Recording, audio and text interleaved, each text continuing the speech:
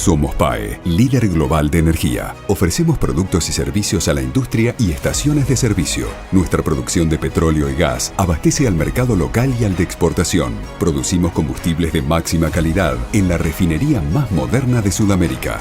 Invertimos, innovamos, crecemos. Somos PAE, energía para la industria.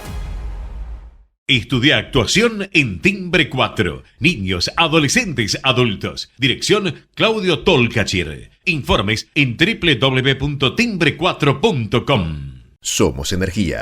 Somos crecimiento. Somos compromiso. Somos el futuro que mueve a todo el país. Sindicato de Petroleros Privados. Marcelo Rucci, secretario general. Shell Argentina. Cumplimos 110 años a la vanguardia del desarrollo de la energía en el país. Letras y corcheas. Un encuentro con músicos y escritores. Una hora para disfrutar de canciones y textos contado por sus autores. Letras y corcheas. Los jueves de 22 a 23 con la conducción de Hernán y Mario Dobri.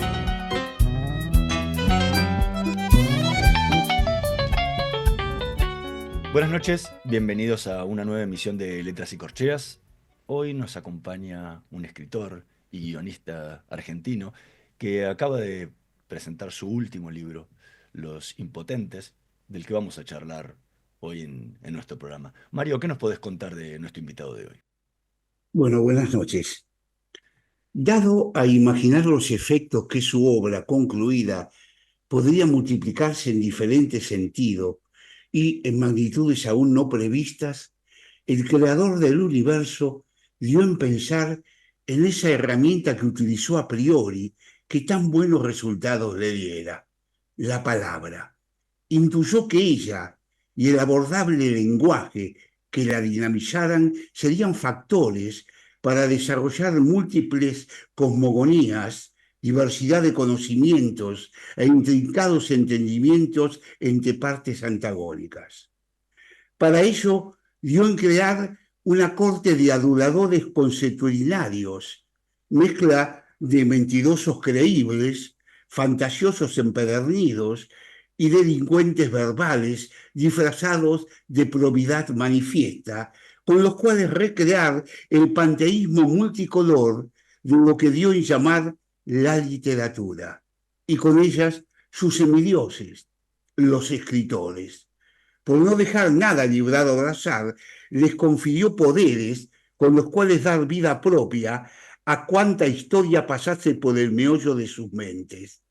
No los libró de sentir en carne propia sufrimientos, obsesiones y hastíos que los personajes y situaciones le proveerían hasta el punto final de ver a su criatura, la obra, concluida y caminando el largo derrotero de la aceptación o la indiferencia. Este fatalismo de la libertad sin retaseo le fue dado como premio de ser su derecha en el universo de las ideas y virtudes.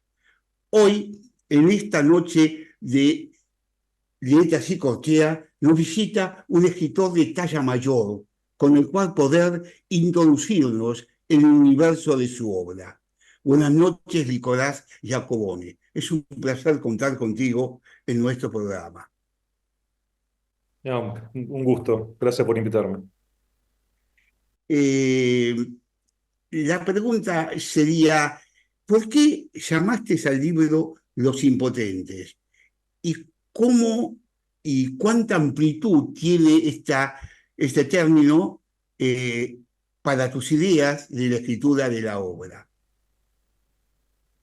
El título se me ocurrió a mitad de camino. Primero apareció el personaje de Alfonso, que es una persona que es impotente física, digamos, o sea, no puede tener una erección. Y lo empecé a desarrollar, digamos, ¿no? Hay algo, a mí lo que más me fascina de escribir es la posibilidad única de ponerte en los zapatos de gente que no es uno, pero que uno tiene que escribir con digamos, las herramientas psicológicas y emotivas que uno tiene, ¿no? Entonces uno se pone en situaciones ajenas, pero las tenés que navegar de alguna manera sin dejar de ser uno mismo. Entonces había algo fascinante en ese personaje, en cómo intentaba vivir una vida normal con esa impotencia. Y lo que pasó fue que me empecé a dar cuenta que todos los personajes se me estaban definiendo más por su carencia que por sus virtudes, digamos. Y que había algo fascinante, digamos, en cómo generalmente tenemos que sobrevivir a partir de del reconocimiento de todo lo que carecemos, ¿no? Y siempre, incluso lo llevo a veces a las cuestiones más básicas,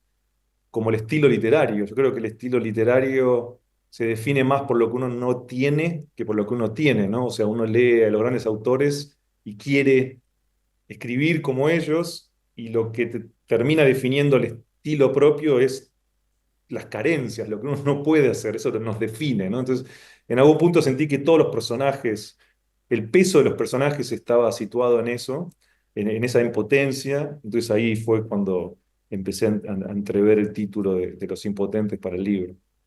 Y aparte también podría, se me ocurre, ¿no? Tener que ver un poco con que muchos quieren hacer y no pueden, ¿no? Y esa imposibilidad de poder hacer, ¿no? De, Sí, yo creo que la más vida, que nada de ser felices, ¿no? yo creo que Porque la ninguno es vida feliz. es, sí, la vida es intentar y no poder. Para mí esa es la definición de estar vivo casi, porque tenemos pequeños éxitos, pero los mismos éxitos uno los cuestionamos y siempre tienen, ¿no?, sus contradicciones, o dudamos de la validez. Y, y yo creo que lo que define una vida rica es el constante intentar. O sea, para mí escribir es fascinante en el proceso. Yo cuando termino un libro me deprimo, me agarra, pero realmente un vacío, una sensación de vacío muy grande, por la cual me esfuerzo a empezar algo inmediatamente, y eso nuevo que empiezo no tiene ningún valor, porque eso es apurado y lo termino descartando, y luego aparece quizá lo que realmente que iba a escribir, pero sí creo que nos define más eso, ¿no? El intentar, y que generalmente el resultado es fracaso en mayor o menor medida. Ahora, eh, la función del escritor, como la función de la memoria, es mantener la persistencia en la vida. Porque si de algo tiene la vida razón de ser, es el estado de persistencia. Casualmente la existencia es eso, seguir siendo.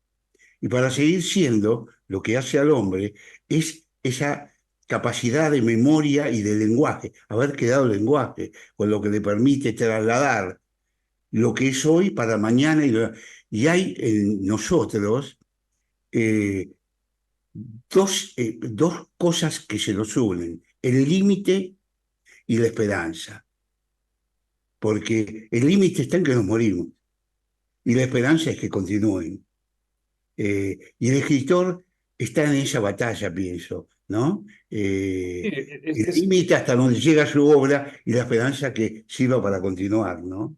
Pienso. no, creo que lo que dijiste al principio es interesante, y hay algo de cierto en eso, que los libros son como cajas de vida, ¿no? Es como que la vida es, es como que se nos licúa, ¿no? Alrededor. Es difícil entender lo que está sucediendo en el momento que está sucediendo, y uno la transita, digamos, en algún punto, y la literatura lo que permite es un entendimiento mucho más profundo, poético, contradictorio, cuando el trabajo literario está bien hecho, no resuelto, pero que al mismo tiempo es como una postal de un momento de vida. O sea, incluso en autores que se pueden llamar pesimistas, como Samuel Beckett, los mismos libros tienen luz por el hecho de plasmarlos, ¿no? De plasmar estos personajes que viven en estados límites, sin nada, casi sin moverse, pero que están ahí, que están vivos y que tienen experiencias y que van a seguir hablando y usando el lenguaje hasta que se los permitan. El... Venimos hablando mucho del libro. ¿Qué mejor que poner un poco del libro palabras, ¿no? Y en palabras reales del libro. ¿Qué, qué fragmento de Los Impotentes podrías leernos como para ilustrarle un poco más al público de qué se trata? Podría leerles el comienzo de la novela porque eh, para mí, yo que escribo cine y literatura, la literatura es lo más importante para mí. Para mí es el arte más grande por varias razones. Primero porque es un arte que incluye la música, que incluye la filosofía, que incluye la pintura, que es visual, eh, y, y que permite un nivel de intimidad entre el artista y el lector, digamos, en un punto del autor y el lector, que es muy difícil encontrar en otras artes. Y eso sumado a, que es, a la simpleza del arte, ¿no? O sea, es un arte tan barato, es un papel y algo que escriba y ya uno puede generar una obra, digamos, en un punto. Eh, y siempre mi manera de enfrentar el cine y la literatura son muy distintas. El cine es un trabajo en colaboración en el cual se prepara mucho, se estructura mucho, se define mucho, se toman muchas decisiones previas al acto de escribir, de poner una palabra, la primera palabra en el guión. Entonces, quizá por eso la literatura, como es uno mismo en la intimidad y no hay apuro, uno lo hace a su tiempo, de su manera, me resulta mucho más fascinante explorar la otra forma, que es no saber nada y dejar que el mismo acto de poner una palabra detrás de la otra me vaya revelando qué es lo que estoy escribiendo, ¿no? Y este libro en particular, con el personaje Pan, que es el primero que aparece, el juego que me parecía interesante era de construir un personaje que está en una situación que refiere a mi forma de escribir. Entonces era esta forma de encontrar un personaje que está a los 30 y pico de años, está escapando de un pasado y que su forma de escapar de ese pasado es por medio de crearse un plan absurdo, digamos, de negar quién es y tratar de no elegir, no permitir que quien sea que es él lo empuje a tomar decisiones, una manera imposible de vivir, pero bueno, ese es el intento, que es el primer capítulo, ¿no? De él. Entonces, podría leer la primera página si quieren. Bueno, No sabe a dónde ir. No saber a dónde ir es importante. Cada paso un paso hijo del azar. Falso. Cada paso es una decisión. Aunque no sepa dónde va, tiene que decidir hacia dónde apuntar el pie. Hay una táctica detrás de cada paso. Una táctica inmediata y no demasiado analizada, pero táctica al fin. Cada decisión es una decisión táctica. Su plan no es perfecto. Emilia decía que aspirar a la perfección es inhumano, pero que al mismo tiempo no nos queda otra. Alguien le pregunta a alguien la hora y Pan apura el paso. No le importa la hora, no tiene que importarle. Solo sabe que es de día y no debe faltar mucho para que anochezca. Sabe que es lunes porque ayer, que aún chequeaba el día y la hora, era domingo. Espera no tardar en olvidar qué día y hora es. Dobla a la derecha y enfila hacia algún lado. Le cuesta no imaginar posibles planes para lo que queda del día. Es difícil no imaginar posibles planes. El pensamiento es tan suyo como ajeno. Ya no va a intentar someterlo, que lo lleve donde quiera, que lo ponga de rodillas y lo azote con imágenes aterradoras. Es un hermoso comienzo. A mí me impactó mucho el comienzo ese, realmente, pero vos sabés que sentí un doble discurso ahí. Uno es la descripción de Pan que está haciendo, y otro es el que elegiste es un nombre, Pan. Y nadie elige un nombre tan al azar como llamarse Pan, porque Pan es un ser mitológico. Y en la novela, gran parte de la mitología griega sobre el personaje de Pan está inscripto. Es un ser fálico, es el prototipo del falo. Vos hablabas de la potencia o la impotencia de Alfonso, pero también acá tenemos el ser fálico, el ser cabrino, el diablo, el que provoca el horror, el que provoca pasiones con las mujeres y que además provoca locura en las mentes que se coloca, que es hijo de nadie casi. Un hijo de Hermes con Penélope, o Penélope tuvo hijos con todos los tipos que se aparecieron ahí, y el mismo nombre Pan quiere decir hijos de todos. Y este es un personaje que vos lo traes a la palestra y viene de ningún lugar. No quiero decir cómo es el asunto, pero es así. Pero, y eso Sí, me hizo no. entender de que algo atrás de eso habrás pensado, pienso yo, no sé. Sí, o sea, es curioso, o sea, me parece interesante escucharte comentarlo. Yo la verdad que cuando hablo del libro tiendo a siento que a veces las afirmaciones contundentes del cómo uno escribe reducen, Eh, ¿no? La lectura posible. Y además lo que sucede es que sí, o sea, yo cuando elijo ese nombre me refresqué, digamos, en quién era Pan y su valor mítico, etcétera. Entonces, sí está, sí hay elementos de eso sin duda, pero lo que sucede es que cuando uno va construyendo la historia, la misma historia empieza a tener sus propias reglas, ¿no? Y a veces esas reglas van en contra de los arquetipos o los conceptos que uno quiso exacto. usar, digamos, ¿no? Entonces, la cuestión humana, entonces se termina transformando en versiones un poco imperfectas que no se encuadran dentro de esa premisa completamente. Entonces, a mí me hace un poco de ruido afirmar eso porque digo, bueno, sí y no, porque al mismo tiempo Pan, en algún punto yo necesité que sea como medio un niño en un cuerpo de adulto y es una persona O sea, desapasionada, ¿no? un Peter Pan. Sí, que sí, bueno, hay algo de Peter Pan y se nombra el libro ahí de alguna manera y él no lo puede leer, lo niega, ¿no? Se lo deja a ella para que lo lea y él, y él tiene como un rechazo por la literatura.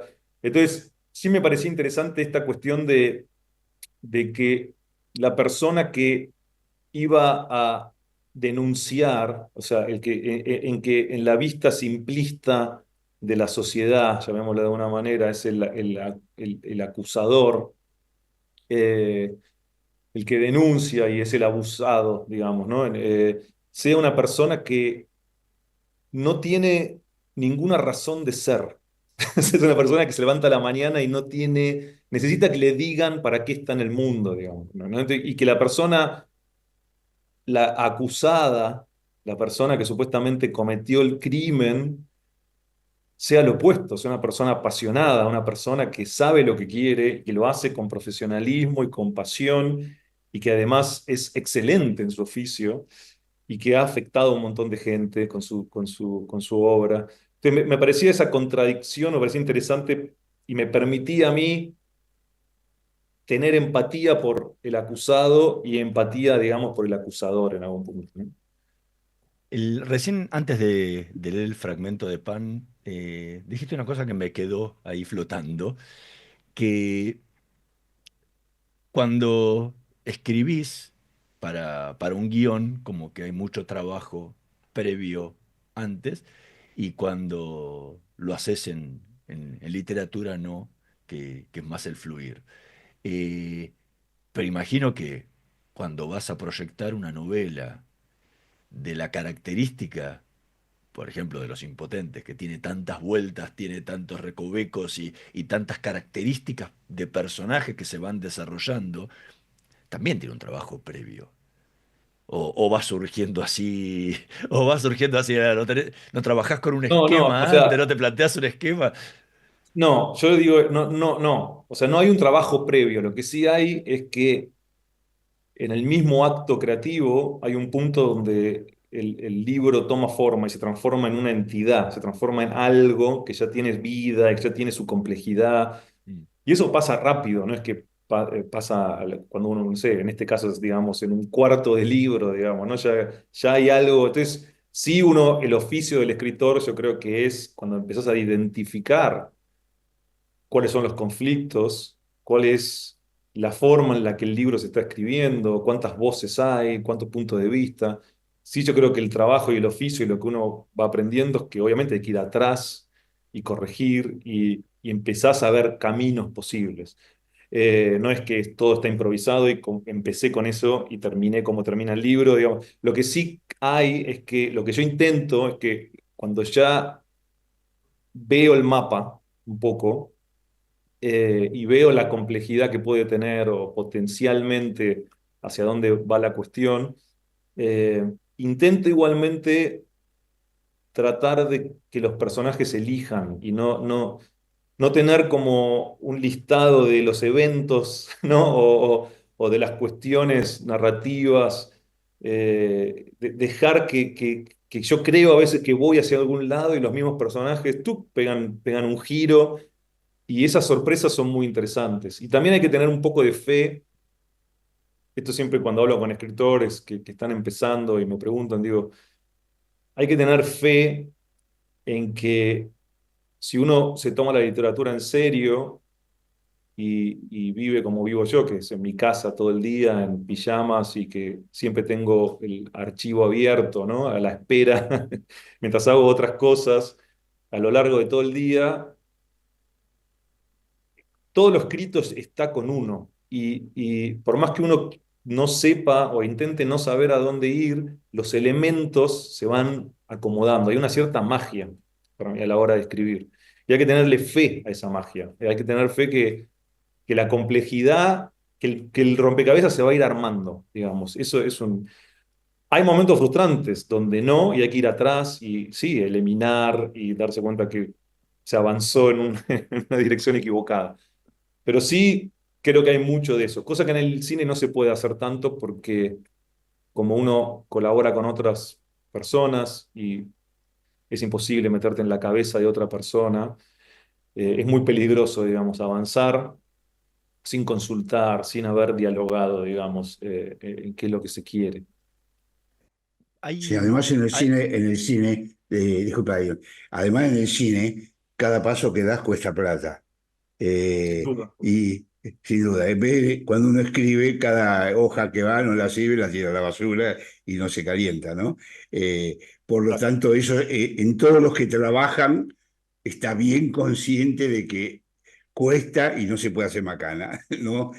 Pienso, ¿no? Buen decir, Hernán, no Sí, sé, sí, es disculpame. como construir un edificio, ¿no? O sea, sí. el guión es un plano para construir una película y se piensa desde todos los ángulos, desde el ángulo creativo, desde el ángulo productivo, desde el presupuesto, desde un montón de cuestiones, desde el elenco que se va a poder tener. Pues realmente es muy táctico y uno tiene que aprender en todas las limitaciones que forman, digamos, una caja, llamémoslo, ¿no? De que todas las limitaciones que uno tiene, hay que intentar ser creativo dentro de esa caja, digamos. A veces hay obras donde la caja es mayor y se puede jugar más, y hay obras... A mí me divierte mucho la limitación, a mí me estimula que un productor me diga todo tiene que suceder en una casa, por ejemplo. ¿No? O sea, que a veces la libertad total es más compleja y perniciosa que saber que uno cuenta con tres elementos y que solamente que hay que contar la historia con eso. Estamos conversando con Nicolás Giacobone sobre su último libro, Los Impotentes. Vamos a hacer una pequeñísima pausa. En un minutito más volvemos con más letras y corcheas. No se vayan. Vamos la radio, somos tu voz. Vamos con Eco, siempre la verdad y la mejor información. ¿Cómo prevenir dengue, zika y chikungunya? Sin criaderos no hay dengue. Limpia tu patio de objetos que acumulen agua. Elimina agua estancada de recipientes. Reemplaza con tierra o arena el agua de tus flores. Tapa los tanques de agua y cisternas. Tira y perfora llantas para que no acumulen agua. Limpia floreros y bebederos. Recordá, sin criaderos no hay dengue. Intendencia Menéndez. Informate en ecomedios.com. Seguinos en Instagram, @ecomedios. Letras y corcheas. Una hora para disfrutar de canciones y textos contados por sus autores. Con la conducción de Hernán y Mario Dobri.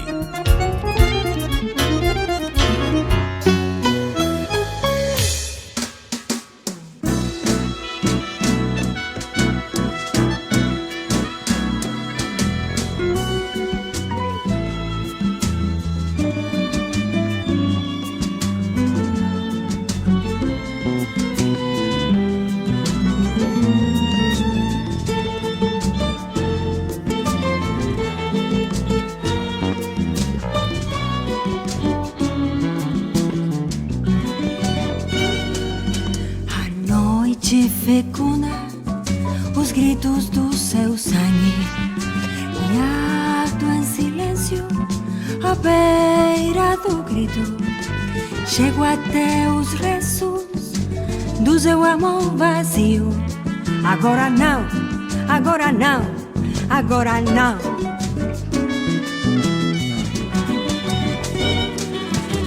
Na encruzilhada de nossos destinos, povo ansia as horas de vagas lembranças, 3 noites de velhos sermões perdidos.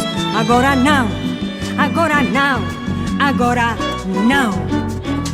Cantarei como os ventos, olhando as sombras, o despojo nascido de um amor incerto, nada calmo, rancor. As palavras, os feitos, o abismo do sonho tornou-se um mistério. Hoje não sei se é cedo, se foi tarde ou logo, que cruzamos olhares como dois transeuntes. Voltei-me para ver-te afastada em silêncio e mergulhei na lembrança, cansado e sereno. Agora não, agora não, agora não.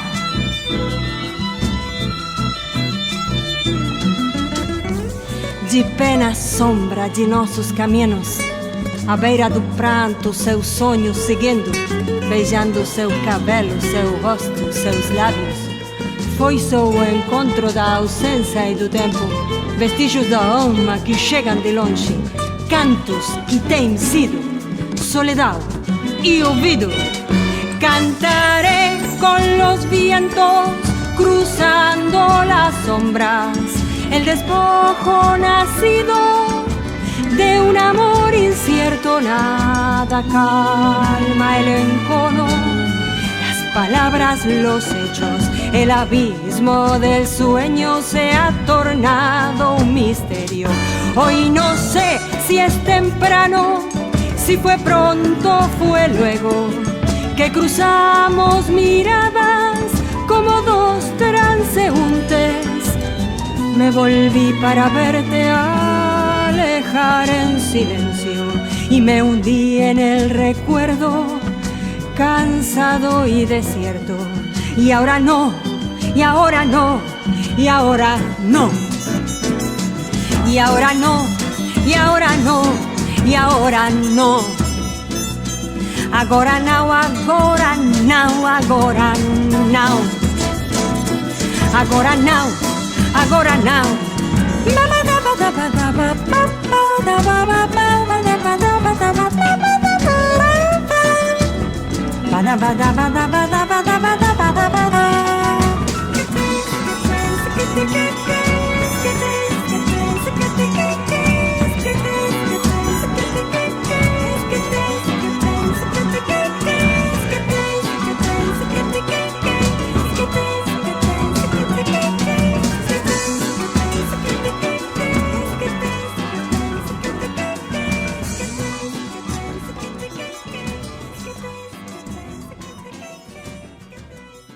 Escuchábamos Ahora no, en la voz de Silvia Reyes, tema del poeta Mario Dobri, mientras seguimos conversando con Nicolás Giacobone sobre su última novela, Los Impotentes.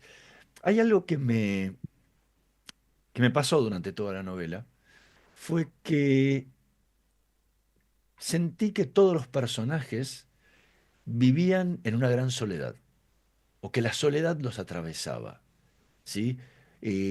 Porque todos, de alguna forma, están solos aunque estén acompañados.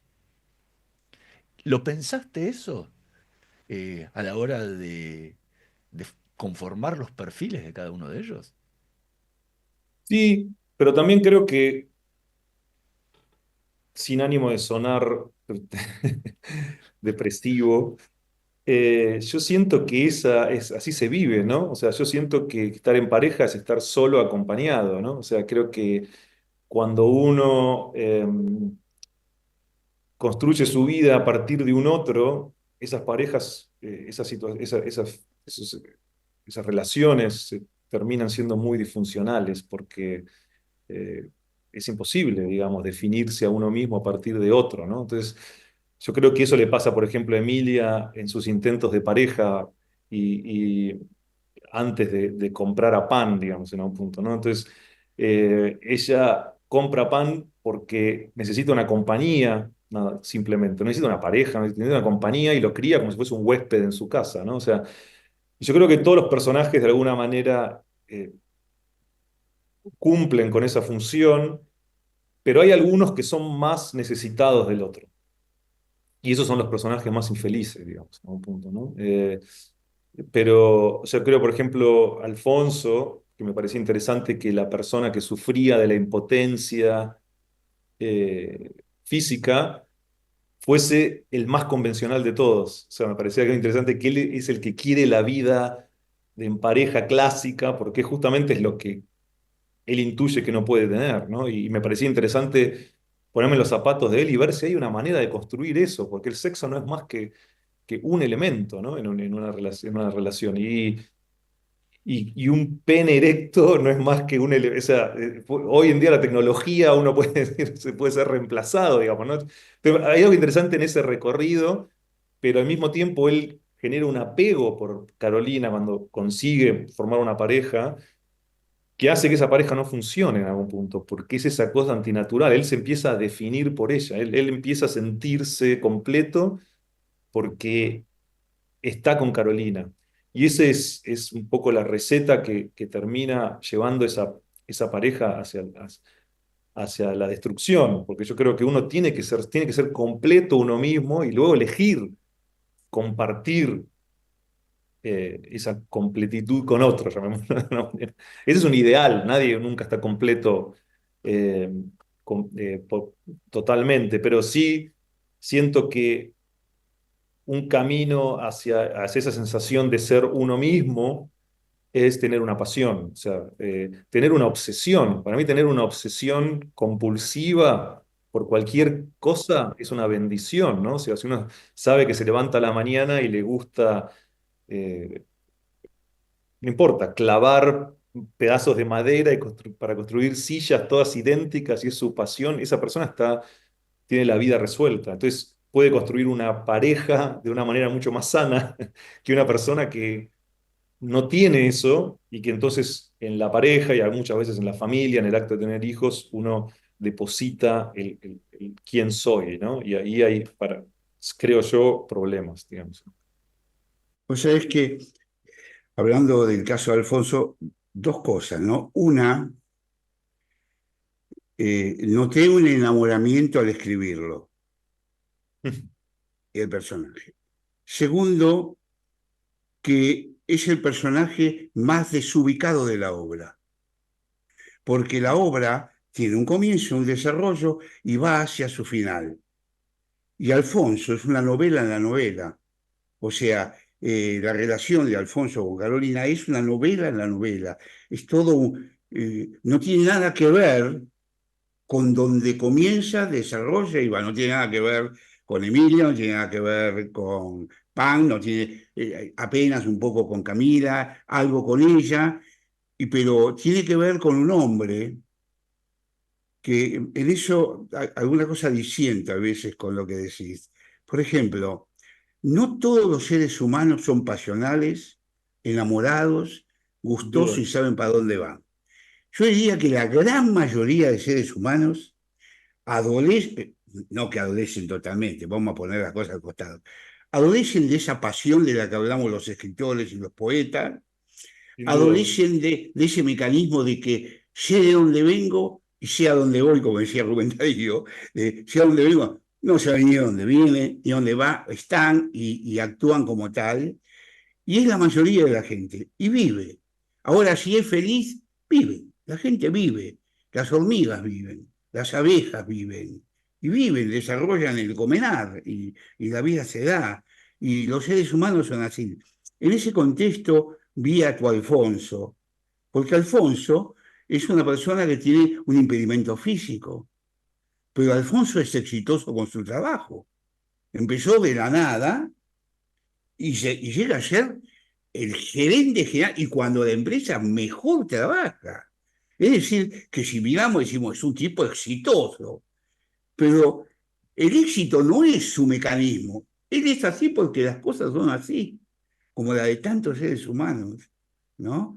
Y los que tienen pasiones son seres, siento, que siempre tienen dolores, siempre tienen problemas.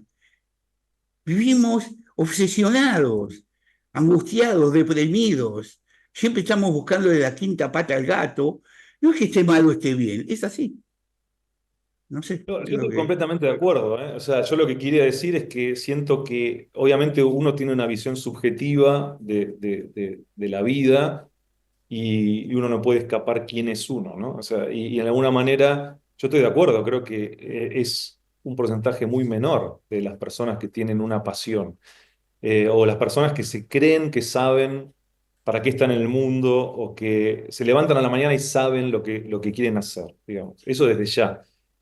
Esas personas no necesariamente van a conseguir la felicidad, pero sí lo que van a conseguir es que para mí es muy... Yo conozco un montón de gente, amigos, familiares, que, como decís, o sea, no tienen pasiones, se levantan a la mañana y van al trabajo y viven la vida y sus, digamos, objetivos son puntuales, ¿no? Es cumplir con esto, cumplir con lo otro, disfrutar de este rato libre, hacer esta cuestión, esta lo otro. A mí me parece horroroso eso. A mí, porque yo no puedo escapar de... Sí, sí, es O tu sea, drama. claro, digo, es como...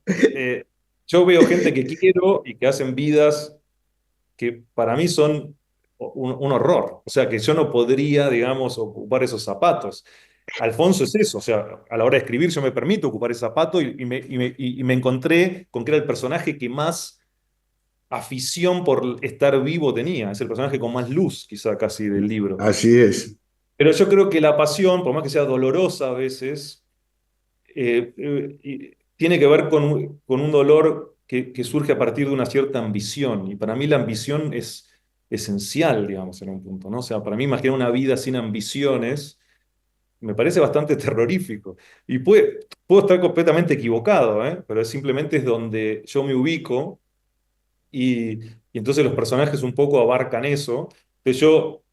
eh, quizá porque estoy más cómodo en los zapatos de Emilia, porque es una escritora, etcétera, etcétera, me permito ver esa oscuridad y ver cómo, por más que es un genio literario, etcétera, etcétera, tiene sus dolores y sus carencias. Y con Alfonso, que es la persona que quizá más desconozco, el instinto te lleva al opuesto, ¿no? Es decir, esta persona, tengo que encontrar el amor. Si yo fuese esta persona, ¿cuál es dónde está la razón de ser? Entonces me empezó a salir que el personaje era un muy buen empleado, que era un cumplidor, que no, o sea, como que creo que eso es muy importante, de alguna manera, esa contradicción, ¿no? O sea, los definitivos, o sea, las ideas rotundas entorpecen o van en contra del buen narrar, creo yo, ¿no? En algún punto. Ahora, sin embargo, hay un par de personajes que los creaste sin ambiciones. Sí, Pan es un tipo sin ambiciones. No tiene sí, ninguna ambición. No sabe ni dónde, pobre, no sabe ni dónde está parado. Y Camila lo mismo. Pues Camila sí. va por la vida ahí que sí, peleándose con la madre, bueno, hace algunas colaboraciones en el diario, pero tampoco tiene ninguna ambición especial de, de, de la vida, por lo menos, bueno, es la más joven de todas, es una cuasi adolescente, por ahí se lo puede entender, ¿no? Pero generaste ese contraste. E incluso Emilia se transforma en un ser sin ambiciones.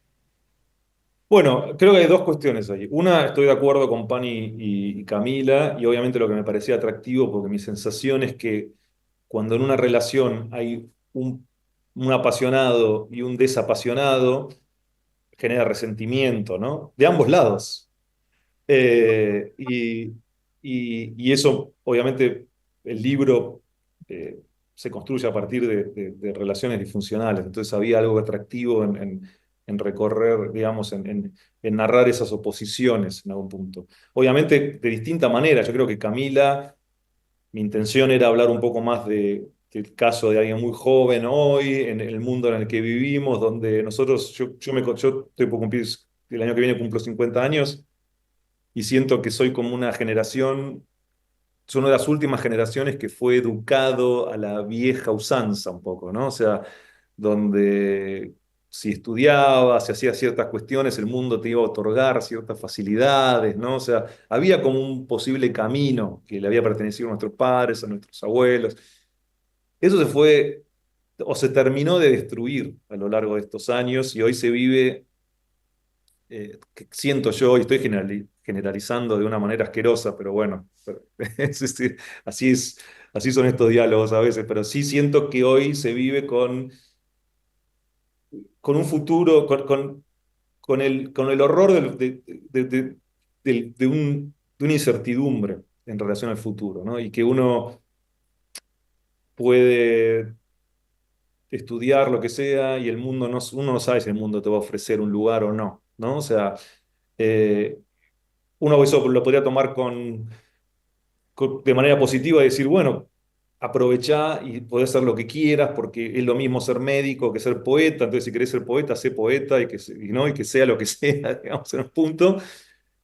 Pero yo creo que también genera esta generación de gente un poco perdida, que no sabe lo que quiere y que de alguna manera hace como o ve con un cierto glamour el no saber lo que se quiere, como que eso es vivir bien. Yo voy a cambiar mi punto de vista de mes a mes, yo voy a, ¿no? O sea, hay algo como una suerte de fetichismo del estar perdido, en un punto, ¿no? En gente muy joven. Y Camila representa un poco eso para mí. Y que desde el punto de vista de una madre es aterrador, ¿no? Porque realmente no podés guiar a esa persona. Pan no, es un caso más extremo, ¿no? Es una persona que obviamente sufre una situación muy poco convencional y entonces, bueno, mi instinto me llevaba a que carece de razón de ser en muchos aspectos y necesita que lo ubiquen, él denuncia porque su vieja tutora lo empuja a eso, digamos, en algún punto, ¿no? O sea, ni siquiera él, es una decisión que toma él, digamos. Eh, en el caso de Emilia, cómo llega a su estar perdida, es otra cosa. Yo creo que ese sí fue el gran desafío del libro y que fue muy divertido en muchos aspectos, que era ponerme en los zapatos de alguien que es cancelado y tratar de imaginarme a mí como escritor si la posibilidad de sacar a la luz o de contar con un lector o un espectador no existiese. Y cuáles serían los pasos, ¿no? Psicológicos, emotivos, que transitaría. Entonces, un poco lo que me fue llevando fue eso. Al principio hay una negación y es yo voy a seguir escribiendo porque lo importante de escribir es escribir, publicar es circunstancial y luego te das dando cuenta que no, que uno escribe y, como decía Mario al principio, ¿no? Uno pone la vida afuera en estas cajas llamadas libros para que otro lo reciba y sin ese otro el acto se empieza a pudrir, se empieza a deshacer. Y entonces Emilia empieza a caer, digamos, en esa nada, ¿no? En ese vacío dice, estas ventanas hacia la admiración que tenía antes se le cierran y entonces ahí empieza a perderse un poco, ¿no? Nicolás, eh, seguimos hablando muchísimo sobre el libro. ¿Qué otro fragmento de Los Impotentes podrías Totalmente, uy, dame un compartir? segundo que lo busco, a ver. Emilia. Hay un fragmentito breve del primer capítulo de Emilia. Hay una definición que hace Emilia del acto de escribir. Eh,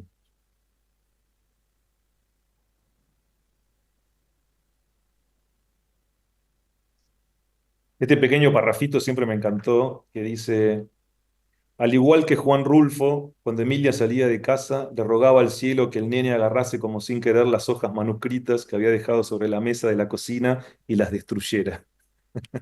Eso siempre me gustó. Como que hay algo, ¿no? De la duda constante que hay que tener, ¿no? En el acto de escribir, ¿no?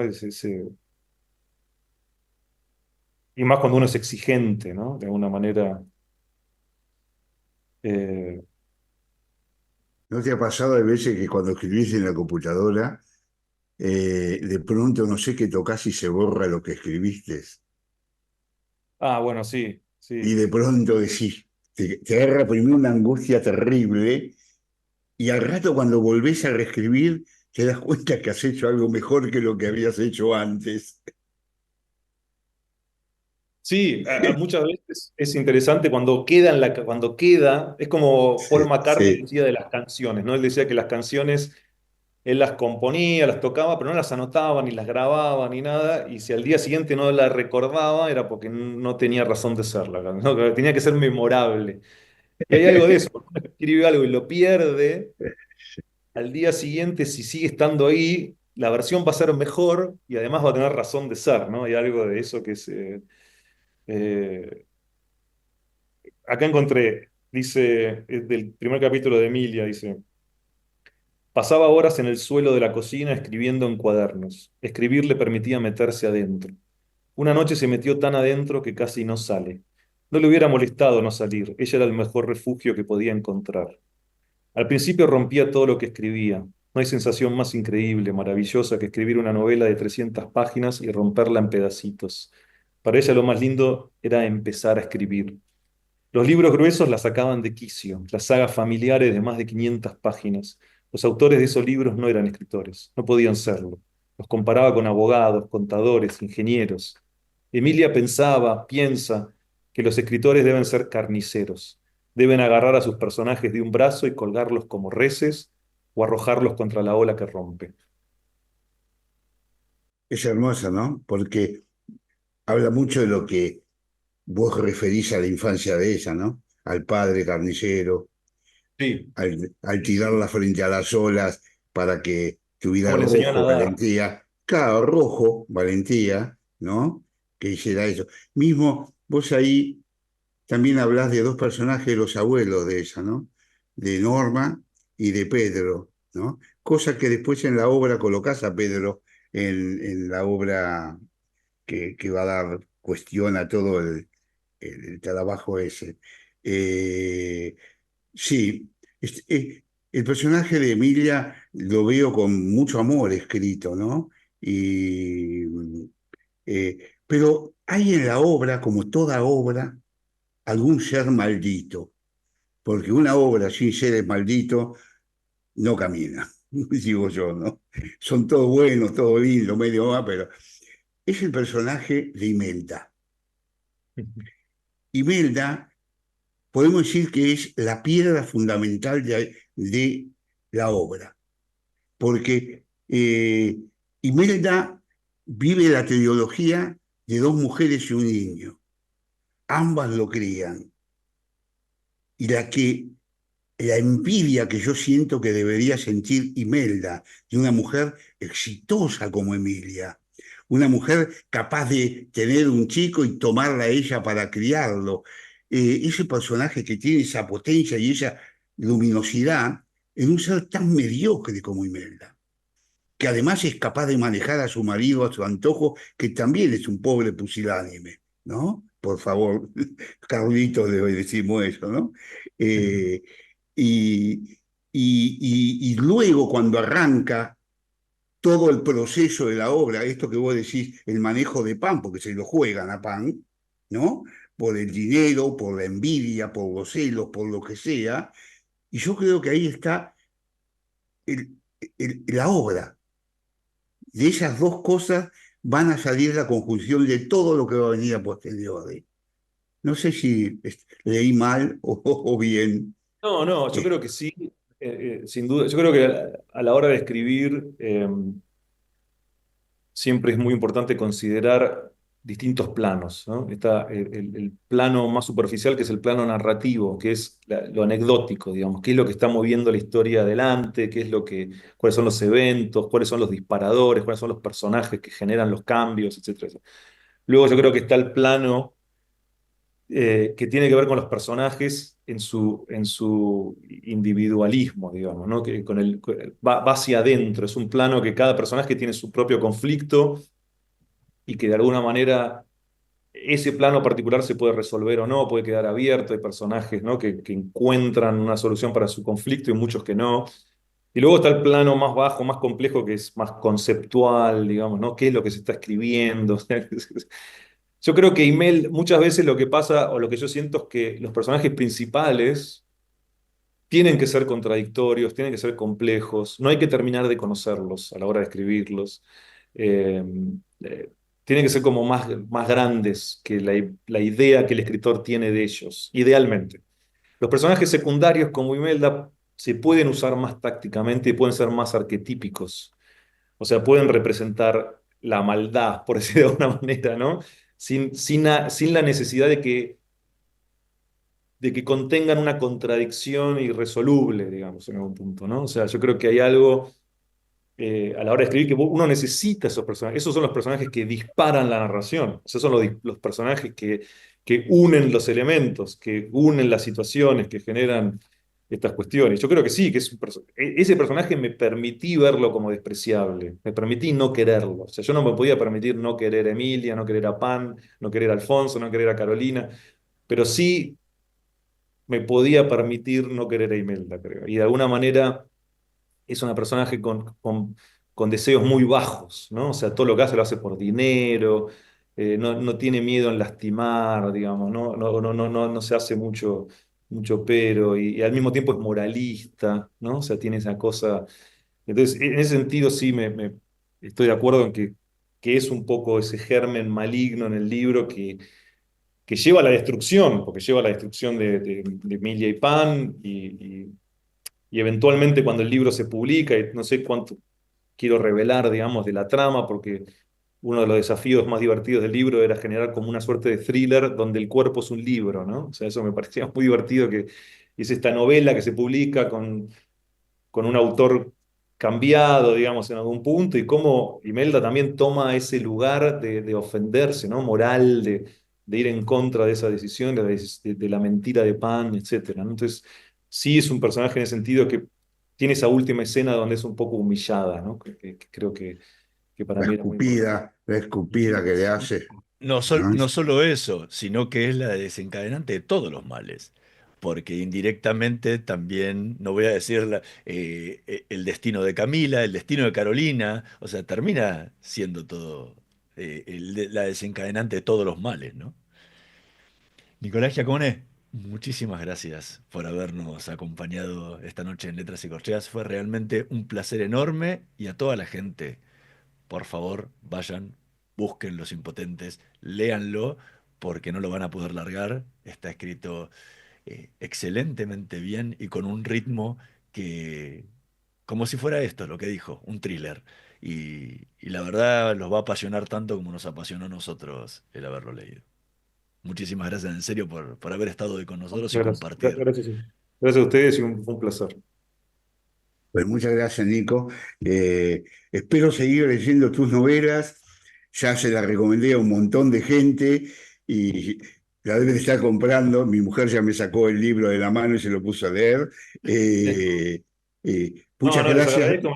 Me alegra mucho que les haya gustado y la verdad que la charla fue muy, muy interesante y que tengan este programa me parece buenísimo. La verdad que Yo acabo de venir de la Feria de Guadalajara y es un circo gigantesco sobre libros, ¿viste? Y uno se empieza a olvidar, ¿no? Que son tan pocos los polos que están quedando, ¿no? En el mundo que vemos, que tristemente nos obligan a ver. Hay tan poco que la verdad que hay que celebrar y defender todo lo que tenga que ver con la literatura y con la poesía así que en eso les agradezco y desde ya que si realmente tienen ganas de leer los libros, les puedo hacer llegar algunos de los otros, que algunos son difíciles de conseguir. También los tengo para libros electrónicos, si usan eso, lo que sea. Pero estamos en contacto cuando quieran. Bueno, muchísimas gracias y nosotros nos vamos a reencontrar la próxima semana en la próxima emisión de Letras y Corcheas, en la operación técnica Javier Martínez y Gerardo Subirana. Nos vemos la próxima semana. Chao. Somos PAE, líder global de energía. Ofrecemos productos y servicios a la industria y estaciones de servicio. Nuestra producción de petróleo y gas abastece al mercado local y al de exportación. Producimos combustibles de máxima calidad en la refinería más moderna de Sudamérica. Invertimos, innovamos, crecemos. Somos PAE, energía para la industria. Estudia actuación en Timbre 4. Niños, adolescentes, adultos. Dirección Claudio Tolcachir. Informes en www.timbre4.com. La energía que mueve al país nace del esfuerzo y compromiso de los miles de hombres y mujeres que con coraje ponen el cuerpo a una industria que no para de crecer. Con el compromiso que nos caracteriza, acompañamos a nuestros 26.000 afiliados y a sus familias con servicios e infraestructura de punta. Por eso, construimos clínicas, consultorios, farmacias y centros recreativos en toda la región. Marcelo Rucci, secretario general del Sindicato de Petroleros Privados. Energía que se siente. Shell Argentina. Cumplimos 110 años a la vanguardia del desarrollo de la energía en el país.